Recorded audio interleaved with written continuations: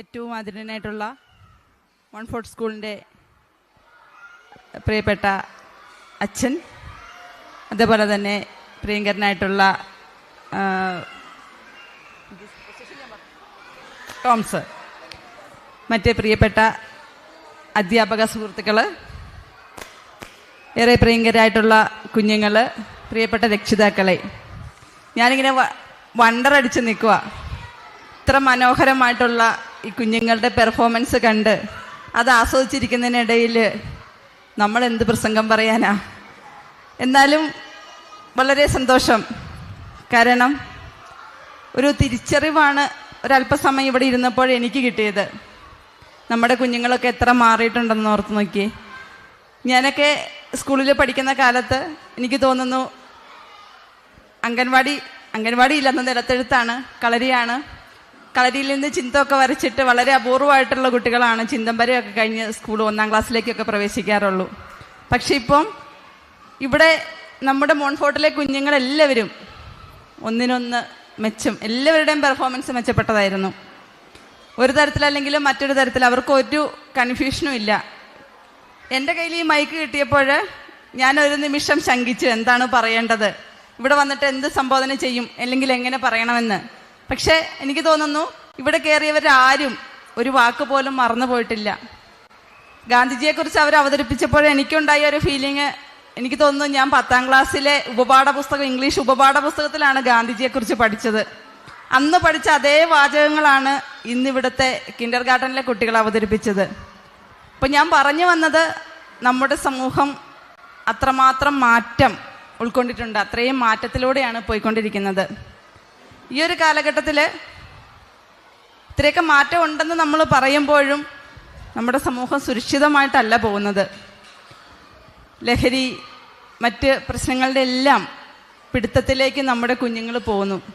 അപ്പോൾ തീർച്ചയായിട്ടും എനിക്ക് തോന്നുന്നു ഇത്തരം പെർഫോമൻസുകൾ നമ്മൾ ചെയ്യുമ്പോൾ ആ കൂട്ടത്തിൽ വഴിതെറ്റി പോവാതെ ഇങ്ങനെയുള്ള മറ്റ് സാഹചര്യങ്ങളിലേക്കൊന്നും കടന്നു പോകാതെ അത്തരത്തിൽ കൂടി നമ്മുടെ കുഞ്ഞുങ്ങളെ ചേർത്ത് പിടിച്ചുകൊണ്ട് അതുകൂടി, കാരണം ചെറുതിലേ പതിയുന്ന കാര്യങ്ങൾ അവരുടെ മനസ്സിൽ നിലനിൽക്കുന്ന കാര്യങ്ങളായിരിക്കും.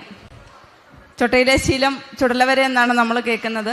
അപ്പം അതുകൊണ്ട് തന്നെ ഇപ്പോൾ മനസ്സിൽ പതിയുന്ന എല്ലാ കാര്യങ്ങളും അവരെത്രമാത്രം ഉൾക്കൊണ്ടാണോ പോകുന്നത്, അതേ രീതിയിൽ നല്ല ആളുകളായിട്ട് മാറാൻ അതവരെ സഹായിക്കും. സർക്കാർ ഇപ്പോൾ തുടങ്ങി വെച്ചിട്ടുണ്ട് പദ്ധതികളൊക്കെ. അപ്പം അത്തരത്തിലുള്ള ഒരു ഇടപെടൽ കൂടി നമ്മുടെ സ്കൂളിൻ്റെ ഭാഗത്തുനിന്ന് ഉണ്ടാകണമെന്ന് അതൊരു അഭ്യർത്ഥനയാണ് എനിക്കുള്ളത്. തീർച്ചയായിട്ടും ഫാദറൊക്കെ ആ കാര്യങ്ങളിൽ നന്നായിട്ട് ഇടപെടും എന്ന് എനിക്കറിയാം. അപ്പം അങ്ങനെ നല്ലൊരു സമൂഹത്തെ, നാളെയുടെ വാഗ്ദാനങ്ങളാണ്, നാളെയുടെ പ്രതീക്ഷകളാണ്, നമ്മുടെ എല്ലാ സ്വപ്നങ്ങളാണ് ഇത്രയും നേരം നമ്മൾ കണ്ടുകൊണ്ടിരുന്ന കുരുന്നുകളെ ഓരോരുത്തരും. തീർച്ചയായിട്ടും ഇത്തരത്തിൽ ഇവരെ ഒന്ന് പ്രാക്ടീസ് ചെയ്ത് ഈ രൂപത്തിലൊന്ന് ആക്കിയെടുക്കണമെങ്കിൽ ഇവിടുത്തെ അധ്യാപകർ ചില്ലറ പാടായിരിക്കുകയല്ലേ പെട്ടിട്ടുണ്ടായിരിക്കുക, ഒരുപാട് ബുദ്ധിമുട്ടിയിട്ടുണ്ടാവും. അത്രമാത്രം എനിക്ക് തോന്നുന്നു. ഞാൻ വന്നപ്പോൾ അമ്പിളി ടീച്ചർ ഇങ്ങനെ വിയർത്ത് കുളിച്ച് ഓടിയാണ് എൻ്റെ അടുത്ത് ഓടി വന്നത്. ഞാൻ ഇത്തിരി ലേറ്റായിരുന്നല്ലോ. അപ്പം തന്നെ എനിക്ക് തോന്നി എത്രമാത്രം റെസ്പോൺസിബിൾ ആയിട്ടാണ് അവരതിനകത്ത് ഉൾക്കൊള്ളുന്നത്. ടീച്ചർ ഇന്നലെ എന്നെ വിളിച്ചു, മിനിയാന്ന് വിളിച്ചു, ഓരോ ദിവസം വിളിച്ചുകൊണ്ടിരിക്കുകയാണ്, പ്രസിഡൻ്റെ വരികയില്ലേ എന്ന്. അപ്പോൾ ഒരു ചെറിയൊരു ഫംഗ്ഷനാണ് നടത്തുന്നതെങ്കിൽ പോലും അതിനോട് എത്രമാത്രം അർപ്പണബോധവും എത്രമാത്രം ആത്മാർത്ഥതയും കാണിക്കുന്നത് കൊണ്ടാണ് അത്രയും റിസ്ക് എടുത്തിട്ട് ഈ ഒരു പരിപാടി അറേഞ്ച് ചെയ്തത്. അപ്പം ഞാൻ പറഞ്ഞു വന്നത് മറ്റൊന്നുമല്ല, നമുക്കൊരിക്കലും ഈ മോൺഫോർട്ട് സ്കൂളിലേക്ക് നമ്മുടെ കുഞ്ഞുങ്ങളെ അയച്ചാൽ ഒരിക്കലും ഒരു നഷ്ടവും ഉണ്ടാവില്ല. അവരത് ഓട്ടംതുള്ളലിലൂടെ അവതരിപ്പിച്ചു എങ്കിൽ പോലും ഞാനത് ഒരിക്കൽ കൂടി, ഞാൻ അപ്പോഴും അത് ശ്രദ്ധിച്ചത്, ഒരിക്കലും നമുക്ക് ആർക്കും, ഞാനിങ്ങനെ മനസ്സിൽ വിചാരിച്ചിട്ടിരിക്കുമായിരുന്നു, കുഞ്ഞുങ്ങളുടെ ഈ പെർഫോമൻസൊക്കെ കണ്ടപ്പോൾ തീർച്ചയായിട്ടും ആർക്കും നഷ്ടബോധം ഒന്നും ഉണ്ടാവില്ല ഇങ്ങോട്ടേക്ക് കുട്ടികളെ വിട്ടാൽ എന്ന് മനസ്സിൽ വിചാരിച്ച് ഒരല്പസമയം കഴിഞ്ഞപ്പോഴാണ് കുട്ടികൾ തന്നെ അത് പറയുന്നത് ഒരു ഓട്ടംതുള്ളലിലൂടെ. തീർച്ചയായിട്ടും ഞാൻ പറഞ്ഞല്ലോ, നമ്മളിതിങ്ങനെ കണ്ടുകൊണ്ടിരിക്കുന്ന അല്ലെങ്കിൽ കുഞ്ഞുങ്ങളുടെ ഓടൊപ്പം ചെലവഴിക്കുന്ന ഒരു സമയം മറ്റെല്ലാ പ്രശ്നങ്ങളും മാറ്റിവെച്ചിട്ടാണ് നമ്മൾ നിൽക്കുന്നത്. നമുക്കൊന്നും ചിന്തിക്കാനില്ലായിരുന്നു.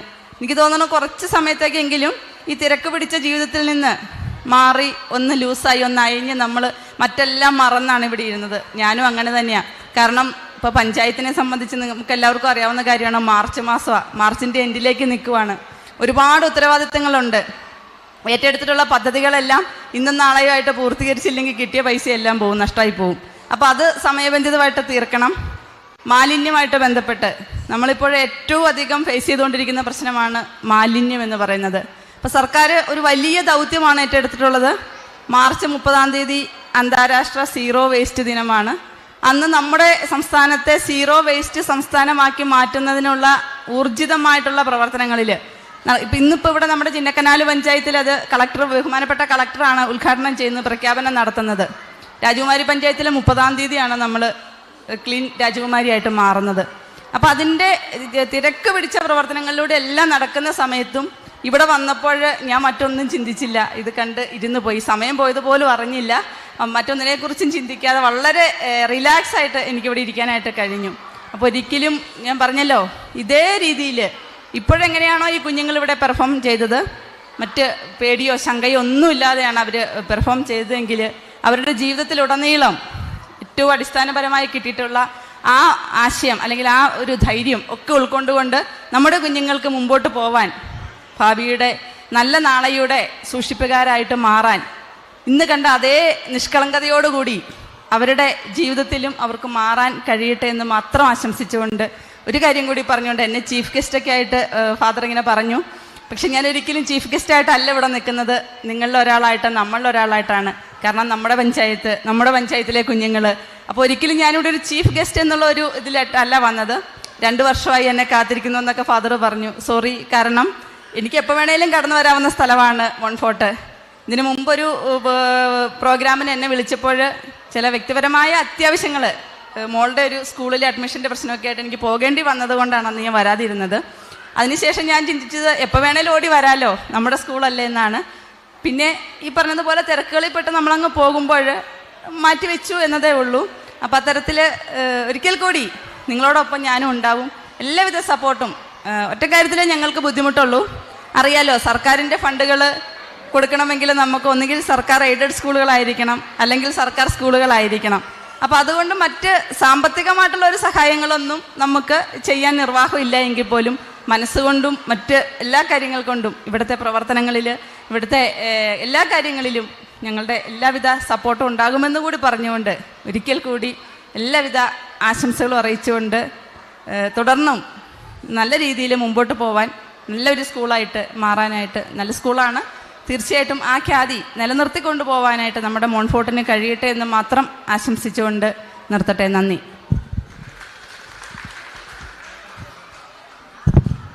ഇസാ മറിയം